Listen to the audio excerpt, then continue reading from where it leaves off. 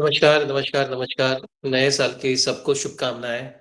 I hope सबकी दिवाली बहुत अच्छे से गई होगी। सब आपने अपनी दिवाली अपने लोगों के साथ, रिश्तेदारों के साथ, अपने जान-पहचान के लोगों के साथ, दोस्तों के साथ बड़ी खुशियों से मनाई होगी। और यही नए एनर्जी के साथ नए साल की हम शुरुआत करने जा रहे हैं। और नए साल की जो शुरुआत करने जा रहे हैं, वो भी बहुत ही इम्पोर्टेंट हमारे कम्युनिटी के लिए बहुत ही महत्वपूर्ण ऐसे ट्रेनिंग प्रोग्राम से। अ, आपको तो पता ही होगा कि आज का जो ट्रेनिंग प्रोग्राम है, वो टोबैको कंट्रोल प्रोग्राम इसके तहत अ, टोबैको फ्री यूथ कैंपेन जो भारत सरकार की तरफ से निभाया जा रहा है, उसके तहत आज का ये ट्रेनिंग सेशन है और ये बहुत ही इम्पोर्टेंट है क्योंकि आपको पता है कि हर साल में 80 लाख के करीब लोग सिंपल टोबैको यूज़ की वजह से मर रहे हैं। हमारे भारत में भी हर साल तकरीबन 13-14 लाख लोग टोबैको यूज़ की वजह से मर रहे हैं। और अगर हम बाकी जो क्रोनिक इलनेसेस है, एड्स, ट्यूबरकुलोसिस, मलेरिया, इन सबको अगर हम कंबाइन करें, तो भी ये आंकड़ा ज़्यादा होता है। ऐसा अगर हम हिसाब निकालें तो हर दिन 3,500 भारतीय लोग इस टोबैको यूज़ की वजह से मर रहे हैं। यानी आज हम जब बात कर रहे हैं, आप मुझे सुन रहे हैं, कोई ना कोई हमारे भारत में मर रहा है इस टोबैको यूज़ की वजह से। जितने भी कैंसर केसेस हमारे इंडिया में पाए जाते हैं, उसमें से 33% यानी लगभग 1 तिहाई यानी 3 कैंसर में से 1 कैंसर ये टोबैको यूज़ की वजह से हो रहा है। जितने भी मुँह के कैंसर हो रहे हैं, उसमें लगभग 95% जो कैंसर होते हैं, वो टोबैको यूज़ की वजह से होते हैं। टोबैको यूज़ की वजह से डायरेक्टली, इनडायरेक्टली हमारे लाइफ़स्टाइल डिज़ीज़ेज़ जो है, जैसे कि ब्लड प्रेशर की बीमारी, डायबिटीज़ की बीमारी, heart attack, lung disease, stroke, इस पे भी प्रभाव पड़ता है। आपको मैं बता दूँ कि जो लोग टोबैको यूज़ करते हैं, उनकी ज़िंदगी 10 साल से कम होती है। अगर मैं 80 साल जीने वाला हूँ और अगर मैं टोबैको यूज़ कर रहा हूँ, तम्बाकू का वापर कर रहा हूँ, तो मैं 70 साल ही जीऊँगा। ये दर्शाता है कि तम्बाकू हमारे संस्कृति में, हमारे समाज में कितना अंदर तक समा गया है और उसका भुगतान भी हम कर रहे हैं। हम हेल्थ वर्कर्स हैं, हम सीएचओज़ हैं, हम फ्रंटलाइन वर्कर्स हैं। तो इसका प्रिवेंशन भी हमारे हाथ में है। हमारे पास जो लोग आएँगे, वो तम्बाकू छोड़ने के लिए कभी नहीं आएँगे या फिर तम्बाकू से जो दुष्परिणाम है, उसके लिए कभी नहीं आएँगे। आप याद करके देखो कि कितने लोग आपके पास आए थे, पिछले 1 साल में, जो बोल रहे हैं कि तम्बाकू छोड़ने के लिए। बहुत ही कम, उँगलियों पर गिनने जैसा। लेकिन जैसे मैंने कहा कि तम्बाकू हमारे समाज में, हमारे संस्कृति में अंदर तक घुसा हुआ है। तो यहाँ आपके पास कोई पेशेंट नहीं आने वाला है। हमें लोगों को पूछना पड़ेगा।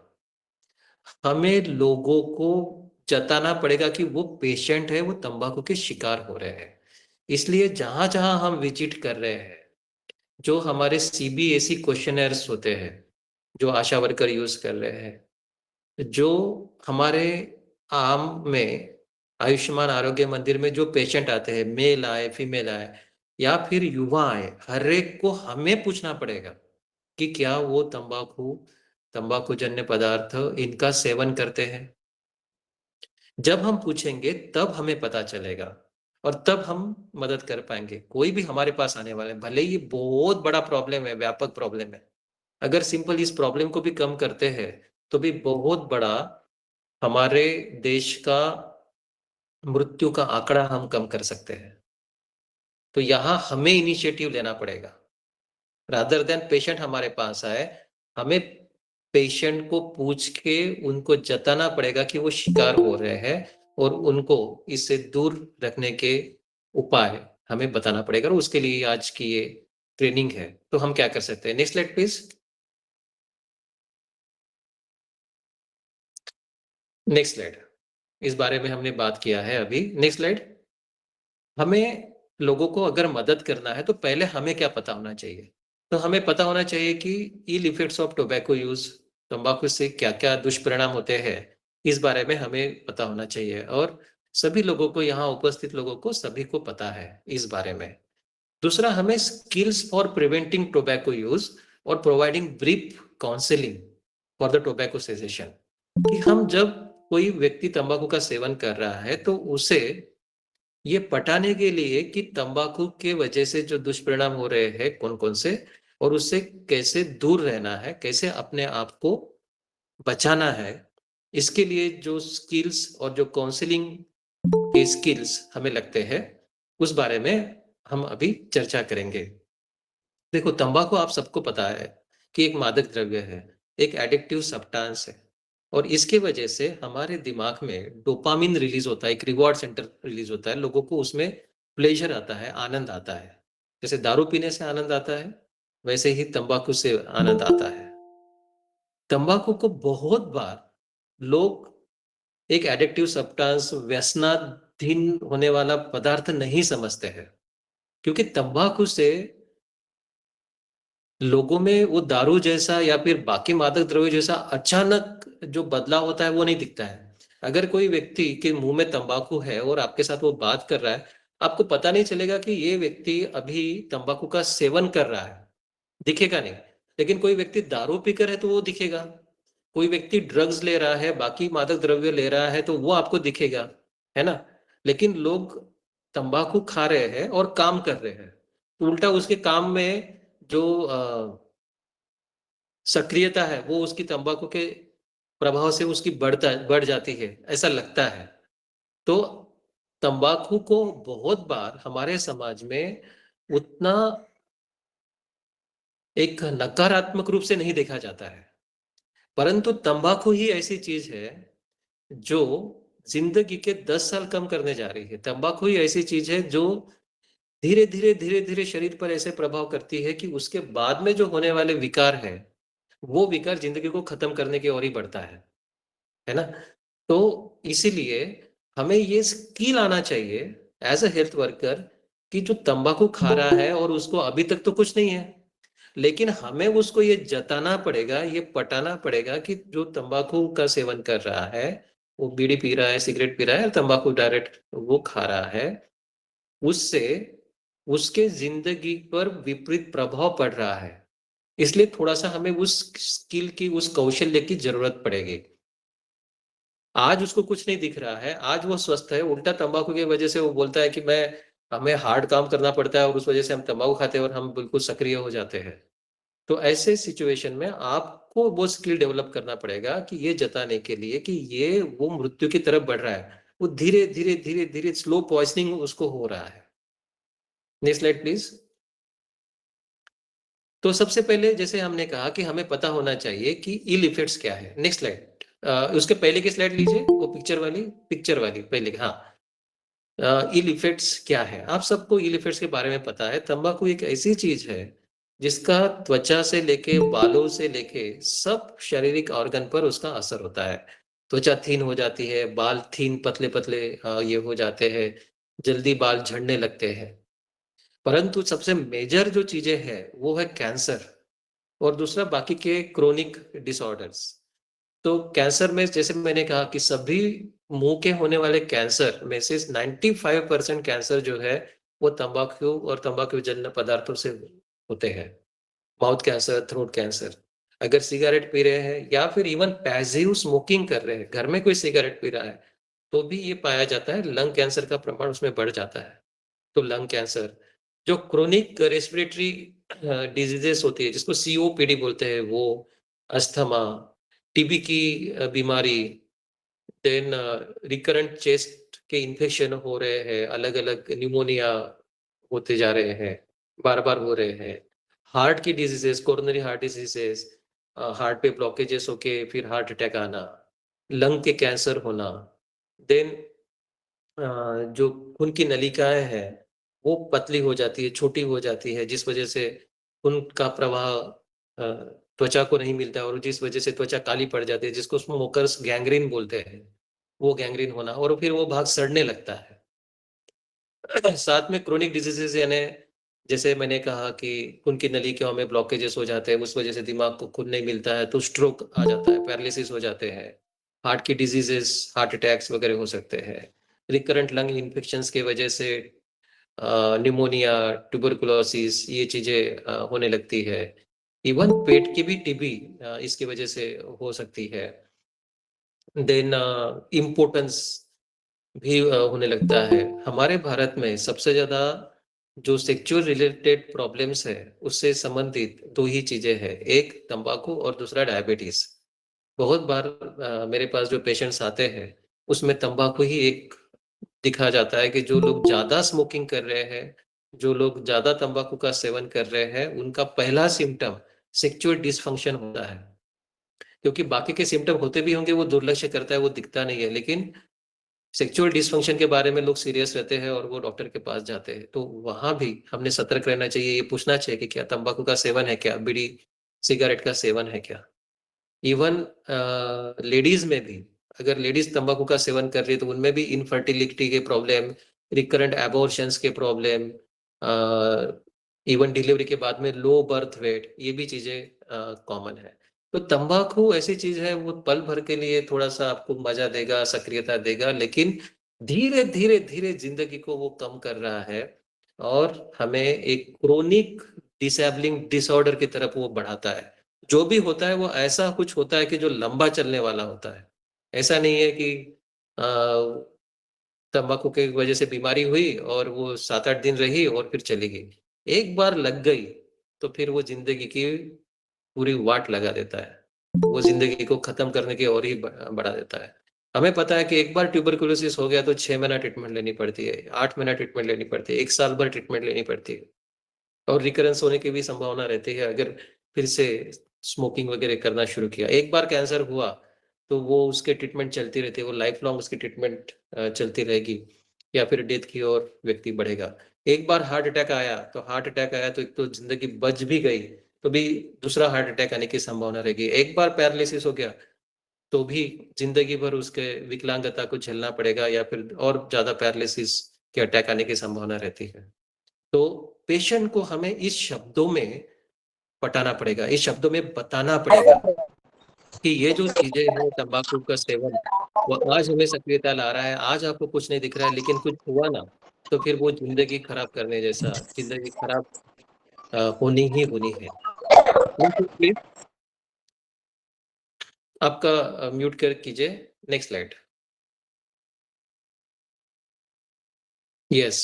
तो अभी हमने पेशेंट को इलनेसेस के बारे में बताया कि तंबाकू के दुष्परिणाम क्या-क्या होते हैं।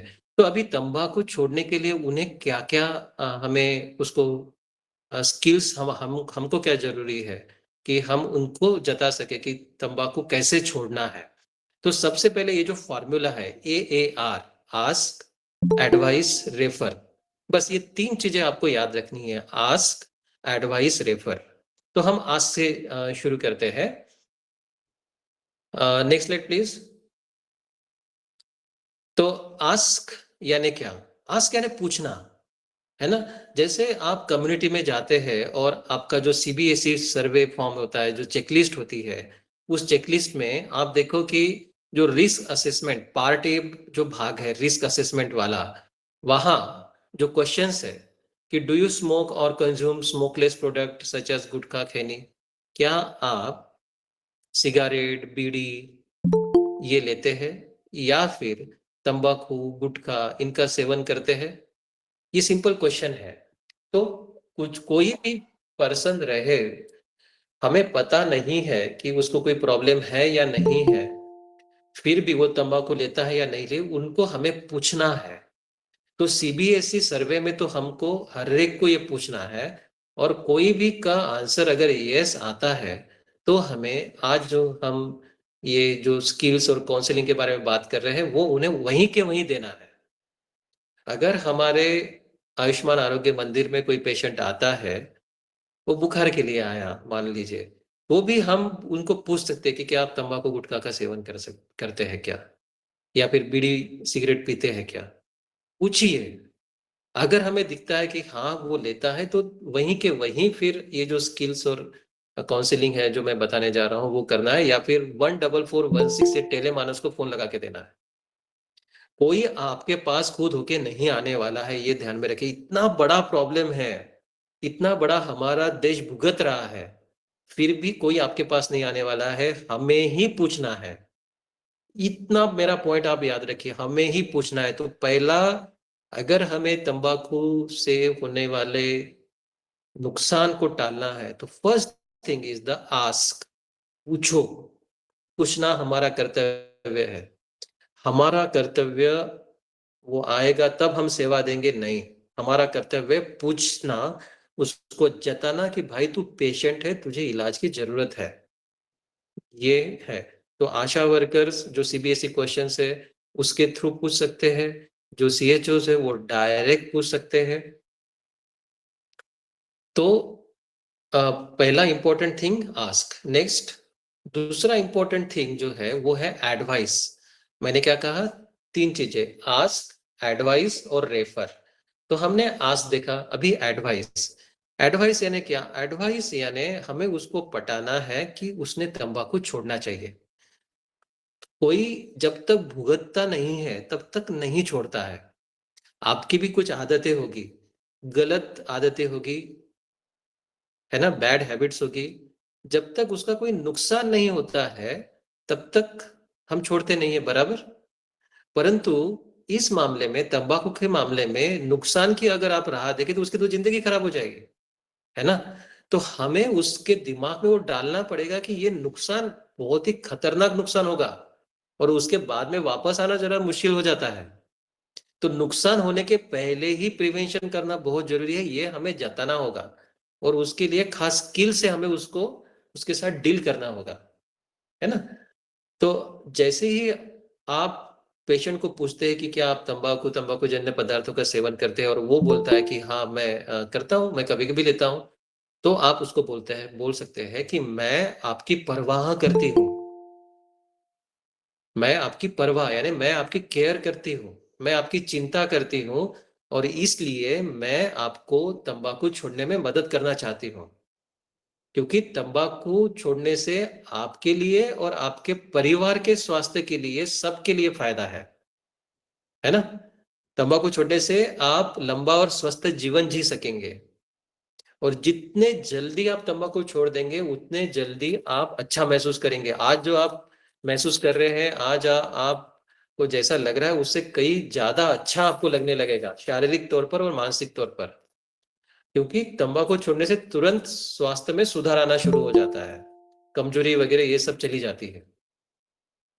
ये जो मैंने हिंदी में जानबूझ के लिखा है क्योंकि ये हमारे जहन में रहना चाहिए, हमारे दिमाग में ये डायलॉग जैसे पाठ रहना चाहिए, पाठांतर रहना चाहिए, जिससे हम, वो तुरंत कोई भी मिलता है तंबाकू जो सेवन कर रहा है उसे तुरंत तीन डायलॉग तो बोलने ही बोलने हैं। मैं आपकी परवाह करती हूँ, यानी मुझे आपके बारे में चिंता है, मैं एक स्वास्थ्य कर्मी हूँ, मुझे आपके बारे में चिंता है, मैं एक व्यक्ति के नाते भी मैं आपकी चिंता कर रही हूँ। जब आप ऐसे बोलते हैं तो सामने वाला व्यक्ति कन्विंस हो जाता है। वो, आप जो भी बोलने वाले हो फिर वो दिल से दिल तक ऐसी बातें होती है, क्योंकि आप ये दिखा रहे हैं कि आपको परवाह है उसकी, उस आदमी की, उस लेडी की तंबाकू का सेवन करे, इसलिए आप बोल रहे हैं, है ना। तो आप जो आगे जो बोलने वाले हैं कि उसके बाद में जो बीमारियां होती है उसके बारे में आप जानकारी देने वाले हैं, या फिर कैसे छोड़ना है उसके बारे में जानकारी देने वाले हैं, वो उसको सीरियसली वो लेगा।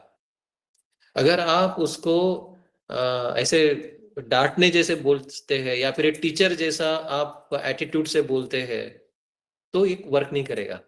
वो तो डॉक्टर का काम ही है बोलने का, ऐसा वो हो जाएगा, है ना। लेकिन अगर आप बोलते कि मैं आपकी केयर करती हूँ, मैं आपकी परवाह करती हूँ, इसलिए मैं चाहती हूँ कि आपका तंबाकू छोड़ना आपके खुद के स्वास्थ्य के लिए, आपके परिवार के स्वास्थ्य के लिए, परिवार के लिए तो है भी, साथ में परिवार के स्वास्थ्य के लिए, हर एक का सॉफ्ट कॉर्नर होता है अपने परिवार के लिए, बाल बच्चों के लिए, है ना। तो आपके खुद के लिए और आपके परिवार के स्वास्थ्य के लिए तंबाकू छोड़ना आवश्यक है, तो ये बोलना ज़रूरी है। और जिसकी वजह से आपकी ज़िंदगी में स्वस्थ ज़िंदगी आप जी सकेंगे, बेहतर महसूस करेंगे। जैसे ही आप छोड़ते हैं, उल्टा आप बेहतर महसूस करेंगे। Next slide please. तो एडवाइस में अभी हम कैसे छोड़ना है, ये तो कहा आपने कि कितना ज़रूरी है तंबाकू छोड़ना, तो कैसे छोड़ना है, इसके बारे में हम कैसे उनको कन्विंस करें? तो सबसे पहले उनको ये बोले कि तंबाकू क्या आप छोड़ना चाहते हैं? वो बोलेंगे कि हाँ, पर आप ये देखो कि कोई भी व्यक्ति ना नहीं बोलेगा तंबाकू छोड़ने के लिए, वो हाँ ही बोलेगा। परंतु आपको समझ में आता है कि ये आदमी कितना कंसर्न्ड है, कितना डिटरमाइंड है। पहले उसके ऊपर वर्क करो। आप उसको बोलो कि ये हाँ, ना ऐसा नहीं होना चाहिए। मेरा आवाज़ आ रहा है सबको? हाँ। हाँ, ना ऐसा नहीं होना चाहिए। डिटरमाइंड इतना फिक्स रहना चाहिए, इतना फ़र्म रहना चाहिए कि छोड़ना है या नहीं छोड़ना है। तो पहले उसके ऊपर ये करो कि उसको टाइम दो। आप उसको बोलो कि हम फिर से मिलते हैं। आप पूरी तरह से डिटरमाइन करो कि पूरी तरह से सोच लो दिमाग में कि मुझे छोड़ना है या नहीं छोड़ना है। तो आप उसको बोल सकते हैं कि मुझे पूरा भरोसा है आप में वो मानसिक ताकत है छोड़ने की। मुझे पूरा भरोसा है आप अपने स्वास्थ्य के बारे में भी सोचते हैं, अपने बाल-बच्चों के बारे में भी सोचते हैं।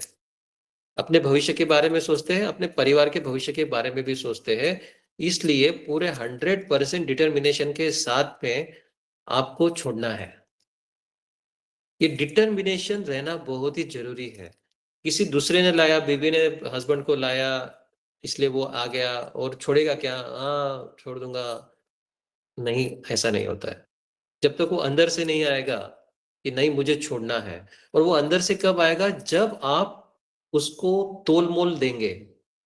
जैसा वो तराजू होता है उसमें आप बोलो कि तम्बाकू के साथ ज़िंदगी क्या है और बिना तम्बाकू के साथ ज़िंदगी क्या है?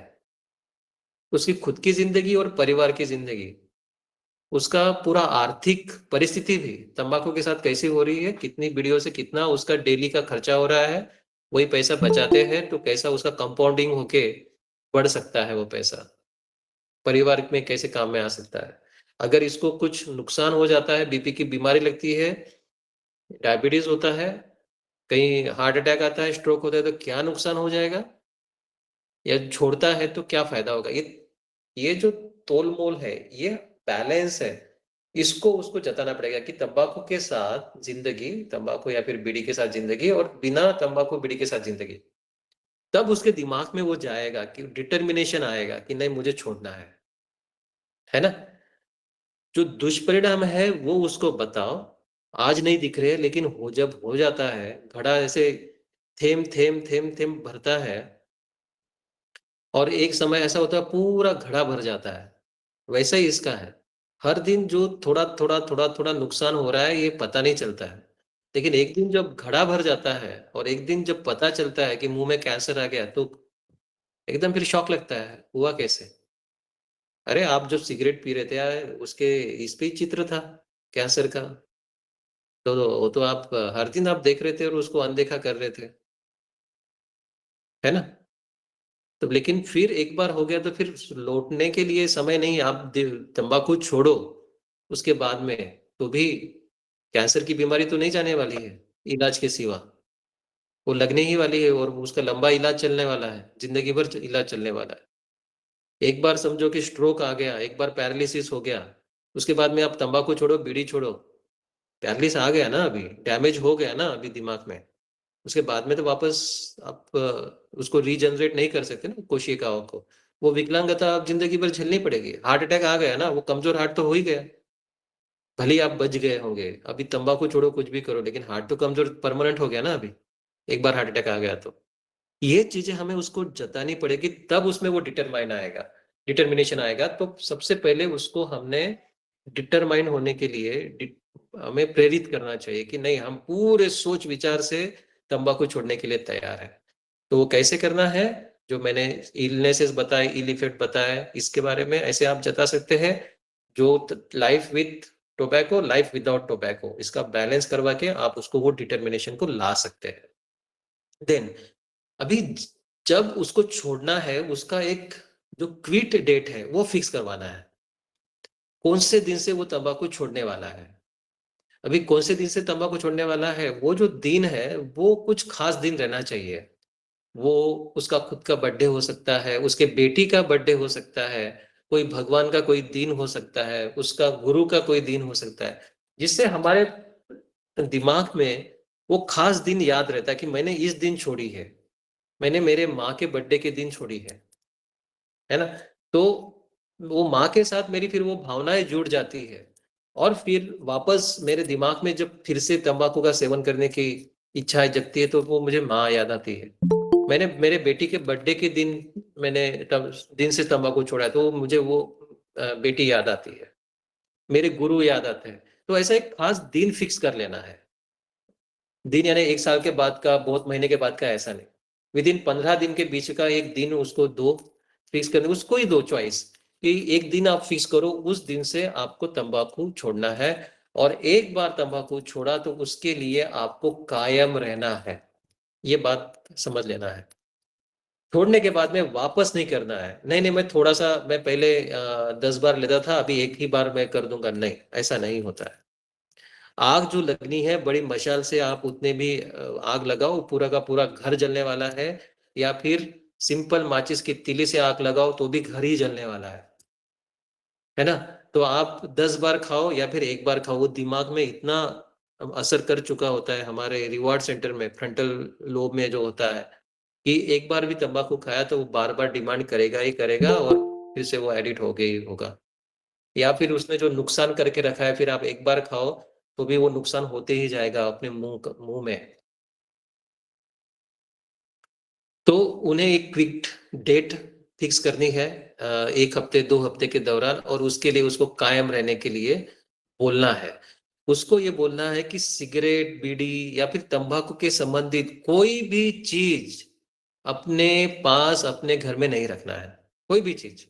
वो सिंपल मैच बॉक्स भी रहेगा तो भी वो अपने सामने नहीं रखना है, लाइटर हो सकता है, या फिर तंबाकू रखने की जो डिबिया होती है वो हो सकती है, या फिर बीड़ी पीते हैं तो जहाँ वो बीड़ी की वो जो राख होती है वो डालता है एश ट्रे, वो भी नहीं रखना है। आँखों के सामने वो चीज़ें नहीं दिखनी ही नहीं चाहिए। इसको बोलते हैं कंडीशनिंग, कि जब कोई नशा करता है तो नशे के साथ-साथ जुड़ी हुई जो चीज़ें होती है उसके साथ कंडीशनिंग आ जाती है। कंडीशनिंग यानी वो चीज़ दिखी तो नशे की याद आती है। वो एशट्रे दिखा सिंपल, जहाँ वो राख रखते हैं, बीड़ी की, सिगरेट की, वो देखने पर भी वो याद आ जाती है, क्रेविंग बढ़ जाती है, तलब बढ़ जाती है। तो ये दिखनी ही नहीं चाहिए। या फिर घर में कोई दूसरा सिगरेट पी रहा हो, बीड़ी पी रहा हो और उसकी सिगरेट दिखती है, वो ऐसा तो होना ही नहीं चाहिए। उस आदमी को वहाँ से हटा दो, या फिर उस आदमी को जाकर एडमिट करवाओ डी एडिक्शन के लिए, वो अगर खुद तैयार नहीं है तो उस आदमी को भी डी एडिक्ट करवाओ। पर साथ में जब हमने सोच लिया है, सोच विचार कर लिया है कि अभी तंबाकू छोड़ना है, इस डेट से छोड़ना है, तो साथ में उससे संबंधित सभी चीज़ें घर के बाहर फेंक दो। और ये जो हमने डिटरमाइन किया, सीएचओ ने या फिर आशा वर्कर ने, कि हाँ, इस दिन से आपको छोड़ना है, और ऐसे डिटरमाइंड रहना है, और बिल्कुल कोई भी चीज़ आजू-बाजू में नहीं रखनी है। ये चीज़ें उसके फैमिली मेंबर्स को भी पता रहनी चाहिए। फैमिली मेंबर्स में भी उसको डिक्लेयर करना चाहिए। मैं हमेशा, पेशेंट मेरे पास अकेला भी आता है, मैं फ़ोन करने को बोलता हूँ। फैमिली मेंबर्स के साथ बात करता हूँ कि आपका ये पेशेंट मेरे पास आए हैं, और बहुत अच्छी बात है कि वो छोड़ना चाहते हैं, उसके लिए ये तैयार है, मुझे आपका भी सपोर्ट चाहिए। सपोर्ट की बात नहीं है, परंतु जब हम डिक्लेयर करते हैं, जब 10 लोगों को पता होता है कि इसने छोड़ दिया है, तो मेरे ऊपर एक प्रेशर बनता है। अगर मैं तम्बाकू पी रहा हूँ, सिगरेट पी रहा हूँ, और मैंने बोल दिया कि मैंने सिगरेट छोड़ दिया है, तो जब मैं सिगरेट पी रहा हूँ और किसी ने मुझे देख लिया, तो उल्टा मेरे ऊपर एक लज्जास्पद बात आ जाती है ना? मुझे लाज आएगी, अरे मैंने डिक्लेयर कर लिया सबके सामने, और अभी मैं पी रहा हूँ, मैं कमज़ोर ठहर रहा हूँ, है ना? इसलिए डिक्लेयर करना बहुत ही ज़रूरी है। घर के सभी लोगों को पता होना चाहिए, उसके दोस्तों को पता होना चाहिए कि इसने छोड़ लिया है, इसलिए दोस्त उनको कोई फ़ोर्स नहीं करेगा। वो अकेला अगर डिटरमाइन कर रहा है कि नहीं-नहीं मुझे छोड़ना है, और अकेला वो ये कर रहा है, तो उसके ऊपर उतना प्रेशर नहीं जनरेट होता है। परंतु अगर वो डिक्लेयर्ड है, डिक्लेयर किया हुआ है कि हाँ, मैं इस तारीख से छोड़ रहा हूँ, यानी छोड़ रहा हूँ, तो उसको ये नहीं होगा। तो जैसे अगर एक व्यक्ति है, उसने डिक्लेयर कर लिया है घर में कि वो छोड़ रहा है, तो वो अगर वो पीते हुए पकड़ा गया, बच्चों ने देखा, तो कितनी बड़ी नामुश्की उसके दिमाग के सामने आएगी, है ना? तो वो मन में कितना भी फिर क्रेविंग रहे, नहीं नहीं लोग मुझे देखेंगे, बच्चे हैं सामने, बीवी है सामने, वो क्या कहेगी, मेरे दोस्त क्या कहेंगे, इसने तो डिक्लेयर कर दिया था, तो वो उसको कंट्रोल कर पाएगा। तो डिक्लेयर करना बहुत ही जरूरी है। देन ऐसे कंडीशन में वो अवॉइड करना बहुत ही जरूरी है, जिस कंडीशन में पीने की तलब उठती है। जैसे पान की दुकान दिखी, तो जिस दुकान से वो सिगरेट खरीदता था, तंबाकू खरीदता था, तो वो पान की दुकान से के सामने गुजरता है, तो अपने आप पैर उसके उसके तरफ जाते हैं। तो वो पान की दुकान को भी अवॉइड करना चाहिए। कोई दोस्त मिलता था, अरे मिल गया दोस्त, और हाय हेलो कैसे, चल थोड़ा सा सिगरेट मार लेते हैं, तो वो दोस्त को भी अवॉइड करना चाहिए। तो ऐसे सिचुएशन में क्या करना चाहिए, ये भी आपको बात करनी पड़ेगी। इसके लिए भी उसको तैयारी करनी पड़ेगी, पहले ही रिहर्सल करके रखना होगा कि मेरा दोस्त मिल गया तो मुझे कैसे ना बोलना है, पहले ही, है ना? वो जो दुकान है, उस दुकान में जैसे मैं जाता हूँ, गुजरता हूँ, तो मुझे पीने की बहुत लालसा होती है, तो उस दुकान को कैसे मैंने अवॉइड करना, मैं दूसरे रास्ते से क्यों ना आऊं, है ना? दोस्त अगर पीने के लिए एक मजबूर कर रहा है, और आप अगर उसको बोल रहे हैं कि नहीं नहीं मुझे इससे तकलीफ हो रही है, मेरी डॉक्टर ने सलाह दिया है कि ऐसा ना करे, नहीं तो मेरी तबीयत बिगड़ जाएगी, और फिर भी वो अगर आपको कन्विंस कर रहा है, नहीं नहीं पीने यार, एक पीने से क्या होता है, तो वो आपका दोस्त नहीं है, वो आपका भला नहीं चाहता है। आपके डॉक्टर की सलाह के बावजूद भी वो आपका नुकसान चाहता है। वो एक सिगरेट आपको दे रहा है, तो वो दोस्ती नहीं है, पीने को कन्विंस कर रहा है, वो दोस्ती नहीं है, वो दुश्मन है, जो आपके जिंदगी का दुश्मन बन के आपको फिर से उसी नरक में ढकेलना चाहता है। ये चीजें हमें पेशेंट को बतानी पड़ेगी। Next slide please. पर्टिकुलरली जो टोबैको फ्री यूथ कैंपेन है, उसके लिए हमें जो बच्चे हैं, युवा हैं, उनको कैसे कन्विंस करना है। बहुत बार युवाओं को वो टोबैको खाना या फिर सिगरेट फूकना, ये उनको लगता है कि मर्दानगी के लक्षण है, उनको लगता है कि ये हीरोगिरी है, ये हीरो बनने जैसी बात है, बड़ा आदमी बनने जैसी बात है। ये बहुत बड़ी गलतफहमी उन लोगों में होती है। तो आपको ये उन लोगों को जताना पड़ेगा। कब? जब आप स्कूल में आप जाते हैं, अवेयरनेस करते हैं, गांव में कम्युनिटी में युवा लोगों के बीच में आप अवेयरनेस करते हैं, उनको ये बोलना पड़ेगा कि ये बहुत बड़ी गलतफहमी है कि जब आप सिगरेट पी रहे हो या फिर तंबाकू खा रहे हो तो आपकी सक्रियता बढ़ रही है, काम करने का स्टेमिना बढ़ रहा है, नहीं। अंदर के अंदर आपके शरीर को वो खोखला कर रहा है, ये साइंस है। ये बहुत बड़ी गलतफहमी है। जब आप कोई एक्सरसाइज कर रहे हो, जब कोई आप व्यायाम, आपका शारीरिक व्यायाम हो रहा है, शारीरिक श्रम हो रहा है, शारीरिक काम हो रहा है, और आप तंबाकू ले रहे हो, उल्टा आपका स्टेमिना कम होता है, ये साइंस बोलता है। स्टेमिना बढ़ता नहीं है। आपकी जो नसों की ताकत है, वो उल्टी कम होती है। दिमाग को लगता है कि वो बहुत ताकत मेरी बढ़ गई है, लेकिन वो गलत फहमी है। कोई अगर नशा कर रहा है, फूक रहा है, और वो वजन उठा रहा है, और जो बिना नशे करने वाला व्यक्ति है और वो वजन उठा रहा है, तो वो बिना नशे करने वाला व्यक्ति ज्यादा वजन उठा पाएगा।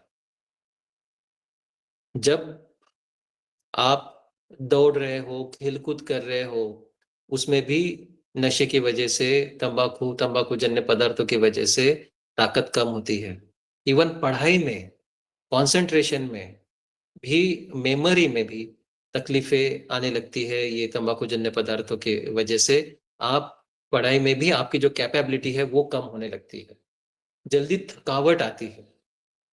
और रही बात ये मर्दानगी की वगैरह, तो जैसे मैंने कहा कि तंबाकू की वजह से सेक्सुअल प्रॉब्लम होने लगते हैं। बहुत सारे सेक्सुअल प्रॉब्लम मेल में और फीमेल में ये तंबाकू जन्य पदार्थों से होने लगते हैं।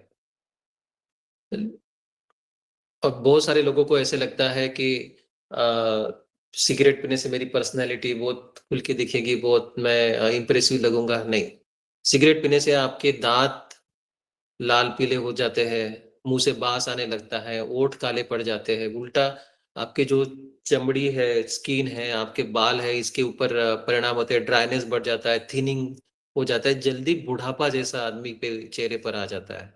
तो आप हीरो नहीं बनते हैं, उल्टा इससे नुकसान हो रहा है। ये चीज़ें हमें उनको बच्चों को बतानी पड़ेगी, जतानी पड़ेगी। बच्चे जो है, युवा लोग हैं जो ये तंबाकू का, सिगरेट का सेवन करते हैं क्योंकि वो एक्सपेरिमेंट करते हैं। उनको लगता है वो रोल मॉडलिंग करते हैं, दूसरों को देख के, बड़ों को देख के मैं भी बड़ा बनूँगा। पीयर प्रेशर में आके बाकी जो बच्चे हैं, जो दादागिरी करने वाले बच्चे हैं, उनके बहकावे में आके वो ऐसा करने लगते हैं। तो जवान है पर नादान नहीं, ये उसके दिमाग में डालना पड़ेगा कि हम जवान हैं पर हम अज्ञान नहीं है। हमें पता है कि तंबाकू की वजह से उल्टा सब ये नुकसान ये होता है। कोई हीरो नहीं बनता है, पर ये तंबाकू का सेवन हमें धीरे-धीरे, धीरे-धीरे ज़ीरो की ओर बढ़ा रहा है। ये हम अच्छे तरीके से, साइंटिफिक तरीके से उनको जताएँगे तो बच्चे समझेंगे। ओके, तो ख़ास इस पे ऊपर ध्यान देना देना पड़ेगा कि जो हीरोगिरी है, ये तंबाकू से नहीं, उल्टा तंबाकू की वजह से आपका पर्सनैलिटी के ऊपर, आपके दिखने से लेके आपके स्वास्थ्य तक पूरा असर हो रहा है। आपके परफ़ॉर्मेंस तक, आपके स्कूल में परफ़ॉर्मेंस तक, आपके शारीरिक परफ़ॉर्मेंस तक असर हो रहा है। इवन सेक्सुअल परफ़ॉर्मेंस तक भी असर हो रहा है। ये जब हम जताएँगे तो बच्चे समझ जाएँगे। Next slide please. तो रेफर कैसे करना है? मैंने कहा आस्क यानी पूछो, सीबीएसई क्वेश्चनेयर में पूछो, आपके पास कोई भी पेशेंट आता है तो भी पूछो तंबाकू के बारे में। फिर हमने एडवाइस के बारे में बात की कि हम उसको जता रहे हैं कि मैं आपकी परवाह करता हूँ, करती हूँ, इसलिए मैं चाहता हूँ कि आप तंबाकू छोड़ें और तंबाकू छोड़ना बहुत आसान है और आप अभी से आप छोड़ सकते हैं। और दूसरा आपने एडवाइस दिया कि एक डेट फिक्स करे, बिल्कुल वेल डिटरमाइंड रहे, घर में डिक्लेयर करे कि कैसे वो अभी वो उस डेट से छोड़ना चाहता है। साथ में जो सिचुएशन में वो तंबाकू की ओर बढ़ता है, क्रेविंग आती है, उस सिचुएशन को कैसे अवॉइड करे, उसके लिए आपने हेल्प किया। अभी रेफर करना, कहाँ आप रेफर कर सकते हो? तो पहले तो तुरंत आप 14416 को कॉल लगाइए। जो टेलीमानस हेल्पलाइन है, सबको पता है। 14416 पर आप जैसे कॉल लगाते हैं तो बहुत सारा काम आपका काम वही लोग जो काउंसलर बैठे हैं वो कर सकते हैं। साथ में टोबैको कंट्रोल प्रोग्राम के काउंसलर्स भी हैं, जो स्पेसिफाइड काउंसलर है उसके लिए। वहाँ से 14416 से टेलीमानस से भी उनको कनेक्ट किया जा सकता है, जो आपको हेल्प कर सकते हैं। अगर ये स्मोकिंग नहीं हो क्विटिंग नहीं हो पा रहा है, क्विट नहीं हो पा रहा है, तो हर डिस्ट्रिक्ट में टोबैको सेजेशन सेंटर है। जैसे मुझे लगता है कि 19 ए सीएमओ बिल्डिंग में टोबैको सेंटर है। वहाँ आप पर्सनली जाकर मिल सकते हैं। सिर्फ़ आपके पास कार्ड रहना चाहिए। जो आपका कोई भी कार्ड है, पुराना कार्ड भी रहेगा तो भी चलेगा, आपको लाइन में लगने की ज़रूरत नहीं है। और वहाँ जाकर आपको काउंसलिंग भी दिया जाएगा और आपको कुछ मेडिकेशन की ज़रूरत है, तो वो मेडिकेशन भी दिया जाता है। पर्टिकुलरली कुछ च्युइंग गम्स होते हैं और कुछ मेडिकेशन होते हैं, तो स डिपार्टमेंट ऑफ साइकियाट्री में भी रेफ़र किया जाता है।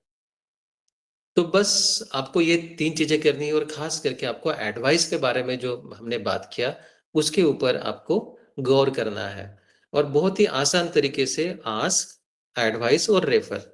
बस ये 3 चीज़ें आपने याद रखी, तो आसान तरीके से आप लोगों को कन्विंस कर सकते हैं। जैसे मैंने कहा कि प्रॉब्लम बहुत बड़ा है, हमारे संस्कृति में, समाज में डीप रूटेड ये प्रॉब्लम है और हमारा देश इसमें भुगत रहा है, सारी दुनिया इससे भुगत रही है। सबसे बड़ा मेंटल इलनेस कोई है तो वो है टोबैको एडिक्शन। सबसे बड़ा मेंटल इलनेस कोई भी एडिक्शन है वो मेंटल इलनेस के अंडर में आता है। तो टोबैको एडिक्शन ये सबसे बड़ा दुनिया का मेंटल इलनेस है, जिससे दुनिया सफ़र हो रही है। और ये ऐसा मेंटल इलनेस है जो फिजिकल इलनेसेस की ओर बढ़ाता है। मृत्यु मेंटल इलनेस से नहीं आएगी यानी टोबैको एडिक्शन से नहीं आएगी परंतु टोबैको एडिक्शन की वजह से जो फिजिकल इलनेसेस हुआ है, उससे मृत्यु या फिर डिसेबलिंग लाइफ या फिर अपने लाइफ के दिन कम हो जाएँगे। तो लोग आपके पास जो आएँगे वो इसको छोड़ने के लिए, कंट्रोल करने के लिए बिल्कुल नहीं आएँगे। हमें लोगों को पूछना पड़ेगा, हमें लोगों को जताना पड़ेगा कि ये बीमारी है, ये आप पेशेंट हैं और ये धीरे-धीरे, धीरे-धीरे आपकी ज़िंदगी को बर्बाद कर रही है और उसके लिए फिर आपको वो आस्क, एडवाइस और रेफर करना पड़ेगा। धन्यवाद। आपके साथ डॉक्टर जिगर अगर यहाँ है, तो वो टोबैको सजेशन सेंटर के बारे में कुछ हमें इंफॉर्मेशन दे, ऐसे मैं उनसे रिक्वेस्ट करता हूँ। Doctor Jigar, are you there? Yes, sir. Thank you. Thank you so much, Parvatraj sir. अभी मोस्टली पर्वत सर ने सब क्लियर कर ही दिया है, लेकिन सब सीएचओ को बोलना चाहते हैं कि हो सके इतने पेशेंट को आप टीसीसी में रिफ़र करें। टीसीसी में आपको वहाँ से हमारे काउंसलर है, तो वो काउंसिल कर सकते हैं और उधर से उन लोग को फार्माकोथेरापी दे सकते हैं और प्रॉपर उधर से फॉलोअप भी हो सकता है उन लोग को कैसे तौबे को क्विट तक लेके जाना है। एंड वन मोर थिंग, ये अपना टोबैको फ्री यूथ कैंपेनिंग चालू होके ऑलमोस्ट 15 डेज हो गए हैं, फिर भी डीएनए दमन दीव मिल के कुछ सेंटर से उन लोग ने अभी तक एक भी एक्टिविटी नहीं की है। तो सबको रिक्वेस्ट है कि सबको डेली मिनिमम एक एक्टिविटी कंपलसरी करनी है। आपको डेली ग्रुप में रिपोर्ट भी शेयर कर रहे हैं कि आप देख लो किसने एक्टिविटी नहीं की है। और अभी दिवाली वेकेशन के बाद स्कूल चालू होने वाले हैं, तो आपको अपने कंसर्न एरिया में जितने भी स्कूल है वो स्कूल में उनका 100 मीटर्स एरिया में मार्किंग करवाना है और टोबैको फ्री स्कूल डिक्लेयर करना है सबको। तो उसके लिए आप गाइडलाइन भी शेयर करेंगे, देख लेना, ऑलरेडी हमने सबने किया ही है, कुछ नया नहीं है। तो वो 100% करना है और स्कूल के पास भी एक्टिविटी करवा के उस स्कूल वाले उनको गूगल फॉर्म हमने एजुकेशन डिपार्टमेंट को भी दिया गया है, तो वो अपने हिसाब से गूगल फॉर्म अपडेट करें। हेल्थ का और एजुकेशन का अलग अलग हुए, जो एजुकेशन जो एक्टिविटी करेगा वो एजुकेशन में भरेंगे, हेल्थ डिपार्टमेंट जो एक्टिविटी करेंगे वो हेल्थ डिपार्टमेंट में भरेंगे, लेकिन सबको कंपलसरी एक्टिविटी करनी है। और दमन दीव दमन में भी टीसीसी के पेशेंट मंथली बहुत कम हो रहे हैं और उसके और कोई एक्टिविटी हो नहीं रही है टोबैको की। तो सब सीएचओ को रिक्वेस्ट है कि आप इमिडिएटली इसको एक्शन में लेके एक्टिविटी स्टार्ट कर दो। ये अभी भी 9 दिसंबर तक है, अपने को डेली एक एक्टिविटी करना है और डेली हम अभी रिपोर्ट भी शेयर करेंगे। और अभी दमन से डॉक्टर गौरांग सर आपको कुछ बताने वाले, तो सर। हाँ, गुड इवनिंग एवरीवन। मैं ये बोलना चाहता हूँ कि अपना जो टॉफी इंस्टीट्यूट के लिए एक आईसी बना हुआ है, जो वो लगाना रहता है इनसाइड और आउटसाइड ऑफ एजुकेशन इंस्टीट्यूट। तो आपको हर एक स्कूल में ये डिस्ट्रीब्यूट करना रहेगा और बाद में जो वेंडर है वो जाके उसको स्टिक करके आएगा। वो at the time of cross verification toffee के लिए जो होगा वो उसके लिए आपके पीएचसी तक वो पहुंच जाएगा। सब चीज पीएचसी से लेके आपके एरिया की स्कूल तक आपको देना है। और नोडल टीचर का जो है, वो जो ऑनलाइन फॉर्म है उसमें नोडल टीचर को ही हैंड ओवर करना है। इतना ये रखना है ताकि अपनी सब स्कूल टॉफी जो इंस्टीट्यूट है वो बन जाए, क्योंकि वो रूल्स में है ही। साइनेजिस जो रहेगी वो तो साइनेजिस पीएचसी तक पहुंचाई जाएगी। किसी को कुछ पूछना है इसके अंदर, कुछ query? Okay then, carry on doctor Parvatraj sir. Okay, thank you very much. 14416 इसका पूरा फायदा उठाइए टेलीमानस हेल्पलाइन में। और आपको कोई भी अगर सवाल है तो आप 14416 को भी फोन करके उसके थ्रू कॉल एस्केलेट हो सकता है। जो इसके टोबैको सजेशन सेंटर में जो काउंसलर बैठे हैं उनको, जैसे डॉक्टर जिगर सर है, उनसे भी अगर कोई आपको इम्प्लीमेंटेशन में ऑपरेशनल में कुछ इश्यूज आ रहे हैं, डॉक्टर गौरांग सर है, उनसे भी आप कांटेक्ट इसके माध्यम से आप कभी भी कर सकते हैं। Thank you very much.